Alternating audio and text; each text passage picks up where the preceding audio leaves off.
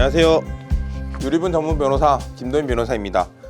많은 분들이 아시는 것처럼 유류분은 민법에서 규정하고 있는 권리입니다. 다만 이에 대해서 위헌법률심판 제청, 헌법소원 등이 지금 올라가 있고요. 헌법재판소에서는 이에 대한 판단을 내리지 않은 상황이긴 합니다. 이처럼 유류분 반환 청구가 들어오면은 어쩔 수 없이 이에 대응을 하셔야 될 텐데요. 이러한 유류분을 방어하는 방법에 대해 오늘 말씀을 드리겠습니다. 유류분을 방어하는 방법은 크게 세 가지가 있습니다. 첫째, 소멸시효를 확인하셔야 됩니다. 유류분은 이를 청구할 수 있는 기간이 정해져 있습니다. 즉, 유류분은 유류분 권리자가 상속의 개시와 반환하여야 할 증여 또는 유증을 한 사실을 안 때로부터 1년 내에 하여야 하며 상속의 개시한 때, 즉 피상속인이 사망한 때로부터 10년 내에 청구를 하여야 합니다. 특히 이 1년이라는 기간을 잘 보셔야 되는데요. 우리 판례는 위 1년의 기산점을 유류분 권리자가 상속이 개시되었다는 사실, 즉 피상속인이 사망했다는 사실을 안 때와 증여 또는 유증이 있었다는 사실, 그리고 그것이 반환하여야 할 것임을 안 때를 뜻한다고 판시하고 있습니다. 이러한 판례에 따르면은 단순히 피상속인이 사망한 때로부터 1년이 지났다고 해서 유류분 반환 청구를 할 수 없는 것은 아니고요. 이에 대해서 구체적인 사실관계를 따져서 이러한 요건들이 맞는지를 판단하여야 합니다. 가령 장례식장에서 유류분 권리자인 상속인이 증여나 유증을 받은 상대방에게 내 유류분 내놔라, 어머니 재산 가져간 거 다 알고 있다, 내 몫을 내놔라 라고 했다면 그 시점이 이 소멸시효의 기산점이 될 수가 있겠죠. 이에 대해서는 구체적인 사실관계 파악이 가장 중요하니 이러한 문제점이 있으시다면 유류분 전문 변호사 법률사무소 율쌤을 찾아주시기 바랍니다. 다만 한 가지 유의하셔야 할 점은 이 유류분 반환 청구가 하기 전에 가압류나 가처분이 들어오는 경우가 있습니다. 이렇게 가압류나 가처분이 이루어지면 이 가압류 가처분이 된 기간 동안은 시효 중단이 되기 때문에 유류분 반환 청구권의 소멸시효가 진행하지 않는다라는 점을 꼭 확인하셔야 됩니다. 유류분을 방어하는 법 둘째, 남은 상속 재산을 확인하여야 합니다. 이 유류분은 다음과 같은 계산식으로 이루어집니다.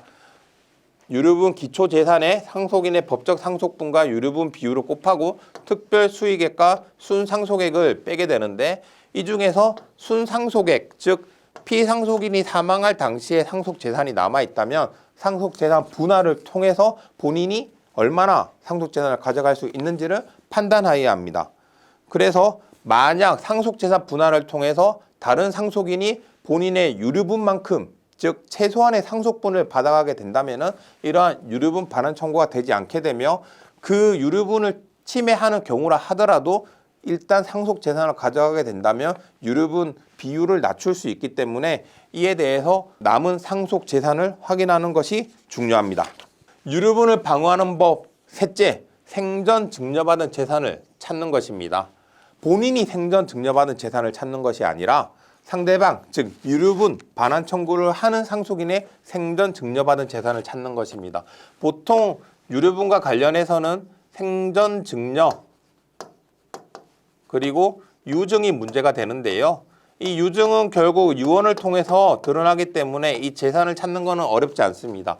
다만 생전 증여된 재산을 어떻게 찾아야 되는지가 문제가 되는데요. 이 생전 증여된 재산은 이러한 안심상속 원스톱 서비스나 금융감독원의 상속인 금융거래소의 서비스, 조상 땅 찾기, 피상속인의 지적 전산자료 또는 과거 지방세 과세 증명서 등을 통해서 이 피상속인의 재산을 확인하고 이를 현재의 재산과 과거의 재산을 비교해서 없어진 만큼 그 재산을 찾게 됩니다. 이러한 재산이 만약 유류분 청구를 하는 상속인에게 흘러 들어갔다면 이를 통해서 생전 증여받은 재산을 추정하게 되고 그만큼 유류분을 방어하실 수 있게 됩니다. 마지막으로 유류분을 방어하는 방법 네 번째, 유류분에 포함되지 않는 재산을 찾는 것입니다. 유류분 청구를 받은 자라 하더라도 생전 증여나 유증을 받았다 하더라도 그 재산이 모두 유류분 대상에 포함되는 것은 아닙니다. 가령 그 증여나 유증을 받은 그 대상이 이전에 피상속인에 대해서 병원비나 생활비, 부양료 등을 먼저 지급하고 이에 대한 대가로 받은 것이거나 혹은 돈을 빌려주고 받은 것이거나 기타 여러 가지 목적에 의해서 이 돈을 받았다면 그 부분은 이 증여나 유증에 포함이 되지 않기 때문에 그 부분은 유류분 대상에다 빠질 수가 있는 것입니다. 그만큼 유류분 인정 금액이 낮아지게 되는 것이죠. 다시 한 번 더 정리를 해보겠습니다. 유류분을 방어하는 법입니다. 총 4가지를 말씀드렸는데요. 첫 번째, 소멸시효를 확인하라. 특히 1년의 소멸시효를 확인해야 되고, 이에 대해서는 가압류, 가처분에 대해서 만약에 이것이 들어왔다면 소멸시효가 중단될 수 있으니 이에 대한 조치를 취하셔야 되고요. 두 번째, 남아있는 상속재산을 확인해서 상속재산 분할을 해라.